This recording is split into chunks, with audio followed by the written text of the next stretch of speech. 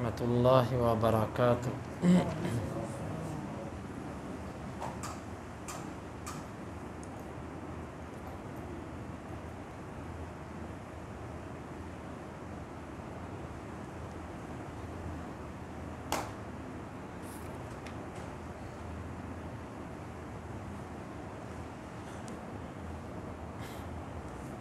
سورۃ البقرہ آیت نمبر 102۔ اعوذ باللہ السمیع العلیم من الشیطان الرجیم من ہمزہ ونفخہ ونفثہ۔ اس آیت مبارکہ کا لفظی ترجمہ اور بامحاورہ ترجمہ وہ کل کے درس میں گزر گیا۔ آج اس آیت مبارکہ کی تفسیر مقصود و مطلوب ہے۔ یہاں پر اللہ تعالیٰ نے دو چیزوں کا ذکر کیا کہ یہود نے دو چیزوں کی پیروی کی۔ پہلی چیز تو وہ جادو تھا جو شیاطین سلیمان علیہ السلام کی بادشاہت میں کیا کرتے تھے۔ سلیمان علیہ السلام نے ان کے شر کو اس سے دبایا تھا۔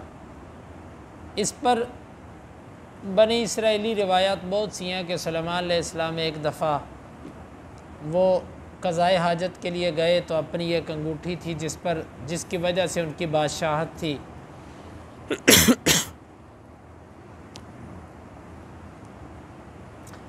وہ انگوٹھی اپنی ایک بیوی کو پکڑا کر گئے تو جب قضائے حاجت سے باہر آئے تو ان کے آنے سے پہلے ایک شیطان جن جو تھا ان کی صورت اختیار کر کے آیا اور ان کی بیوی سے انگوٹھی لے گیا اور جا کے بادشاہت کے تخت پر بیٹھ گیا۔ سلیمان علیہ السلام بڑے پریشان ہوئے۔ تو پھر وقت گزرنے کے بعد اللہ تعالیٰ نے مدد کی تو سلیمان علیہ السلام کے پاس بادشاہت دوبارہ آئی۔ تو جتنی دیر تک وہ جن بیٹھا انہوں نے جادو اور کئی کی چیزیں لکھ کر سلیمان علیہ السلام کی کرسی کے نیچے رکھ دیں، تو جس سے بہت زیادہ پھرنا وہ لوگوں میں یہ بات مشہور کر دی کہ سلیمان تو اس جادو کی وجہ سے بادشاہت کرتا تھا، دیکھو اس کی کرسی کے نیچے سے یہی کتابیں برآمد ہوئی ہیں۔ تو یہ بات بنی اسرائیلی ہے، محدثین مفسرین نے اس کے اوپر رد کی ہے، یہ درست نہیں ہے۔ اللہ تعالیٰ کسی نبی کو ایسی بادشاہت اور ایسا اعزاز کسی نبی کو نہیں دیتا، اور خاص طور پر سلیمان علیہ السلام نے تو اللہ سے دعا کی تھی کہ اللہ مجھے ایسی بادشاہت دے کہ جیسی بادشاہت کسی کے لیے لائق نہ ہو۔ تو یہ کیسے ممکن ہے کہ سلیمان علیہ السلام کی بادشاہی ایک انگوٹھی پر چلتی ہو، اور جناب وہ انگوٹھی گم ہو گئی تو طاقت ختم ہو گئی؟ یہ تو وہ اینک والا جن وہ جو بنایا وہ اس کے اوپر اس کی انگوٹھی ہوتی ہے تو وہ اڑتا ہے، وہ انگوٹھی گم ہو جاتی ہے تو جناب وہ کمزور ہو گئے۔ یہ تو ایک پورا اس طریقے سے ایک ڈرامائی کیفیت ہے۔ اس طرح کی باتیں نبی کی شان ایسی نہیں ہوتی، نہ نبی کا مقام ایسا ہوتا ہے۔ اللہ تعالیٰ کے نبی جو تھے سلیمان علیہ السلام، اللہ نے ان کو بادشاہت دی تھی۔ بس اس پہلے ٹکڑے میں اتنی بات ہے کہ یہ جنات اور شیاطین جادو کیا کرتے تھے، جادو سیکھا سکھایا کرتے تھے، اور ان یہود نے تورات کو پڑھنے کی بجائے ان شیاطین کی پیروی شروع کر دی جو جادو سیکھتے سکھاتے تھے۔ ایک تو یہ غلط چیز تھی۔ دوسری چیز یہ تھی اللہ تعالیٰ نے بابل مقام پر دو فرشتے اتارے، ہاروت اور ماروت۔ ان کے پاس جادو نہیں تھا، ایک علم تھا جو جادو سے علیحدہ تھا۔ اس علم کے ساتھ ہوتا یہ تھا کہ یہ میاں بیوی میں جدائی ڈال دیتے تھے۔ وہ دو فرشتے جو تھے وہ آزمائش کے طور پر ان کے اوپر اتارے گئے۔ اللہ تعالیٰ آزمائش کے طور پر ایسے کرتا ہے۔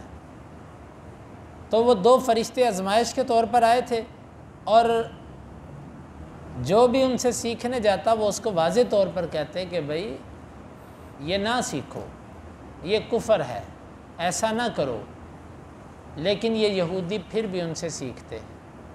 تو جو اصرار کرتا فرشتے اس کو سکھا دیتے۔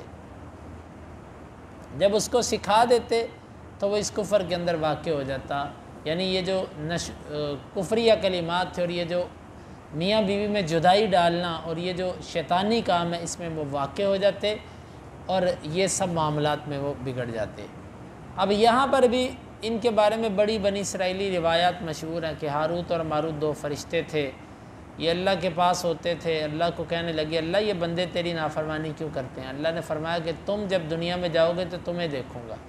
خلاصہ یہ کہ یہ دونوں آئے، پھر ایک زہرا نامی ایک عورت تھی، اس کا معاملہ آیا تو اس نے ان سے اسم اعظم پوچھا، اس نے اس کو بتایا، وہ آسمان پہ چڑھ گئی، یہ زہرہ ستارہ اسی کے نام سے ہے۔ تو یہ بنی اسرائیلی جھوٹی باتیں ہیں کہ جو اللہ کے فرشتوں کی شان کے بھی منافی ہیں، اور ایسا درست بھی نہیں ہے کرنا۔ اور اسی طرح وہ روایت کہ جس میں یہ آتا ہے کہ وہ دونوں کنویں کے اندر الٹے لٹکے ہیں اور ان کو عذاب دیا جا رہا ہے، یہ بھی بات جو ہے صحیح سند سے اللہ کے نبی صلی اللہ علیہ وسلم سے ثابت نہیں ہے۔ تو بہرحال اس میں واللہ اعلم بالصواب، اللہ تعالیٰ بہتر جانتا ہے۔ دوسری چیز جو اللہ نے آزمائش کے طور پر اتاری وہ دو فرشتے تھے، ان کے پاس ایک ایسا علم تھا جس سے وہ میاں بیوی میں جدائی کرتے تھے۔ انہوں نے اس علم کو بھی سیکھا اور اس کی وجہ سے یہ کفر کے اندر واقع ہوئے۔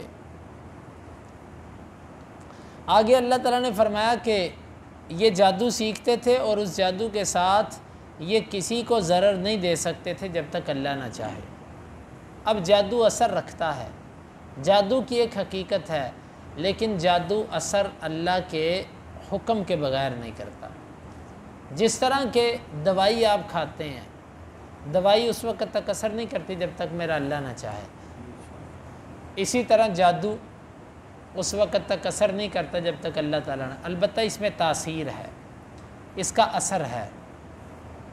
جو لوگ جادو کی حقیقت کا انکار کرتے ہیں یہ معتزلہ ہے، ایک گمراہ فرقہ گزرا، سب سے پہلے جادو کی حقیقت کا انکار انہوں نے کیا، پھر اس کے بعد ہر عقل پرست آدمی وہ اس چیز کا انکار کرتا ہے۔ جبکہ حقیقت یہ ہے کہ جادو اپنی اصلیت رکھتا ہے، اللہ نے اس کے اندر تاثیر رکھی ہے۔ شیطانی عمل ہے نا، اللہ تعالیٰ نے دونوں رستے دکھائے، جون سا عمل آپ اختیار کرو گے اللہ تعالیٰ اس کا رستہ آپ کے لیے آسان کر دے گا، نیکی والا ہو یا برائی والا ہو۔ تو اللہ تعالیٰ نے یہاں پر یہ بھی بیان کیا کہ وہ چیز سیکھتے تھے جس سے وہ ضرر پہنچاتے تھے اپنے آپ کو، اور جو چیز انہوں نے لی ایسا لینے والا بندہ جو ہے آخرت میں اس کے لیے کوئی حصہ نہیں، کاش کہ ان کو علم آ جائے۔ اور یہ جس علم کے پیچھے پڑے ہیں اگر اس کی جگہ پر یہ ایمان اور تقوی اختیار کرتے تو اللہ تعالیٰ کے ہاں آخرت میں ان کے لیے بہت کچھ ہوتا۔ ان آیات کی تفسیر اگر مفسرین کی لکھی ہوئی باتوں کے مطابق کریں تو بڑی لمبی ہے، ہم انشاءاللہ اس پر تفصیلی کلام اپنے دورہ تفسیر کے اندر ہی کریں گے، ابھی ہم اتنے پر ہی اکتفا کرتے ہیں۔ اللہ رب العالمین سے دعا ہے کہ اللہ تعالیٰ ہمیں اس آیت مبارکہ کو سمجھنے کی اور اس کے تقاضوں کو پورا کرنے کی توفیق عطا فرمائے۔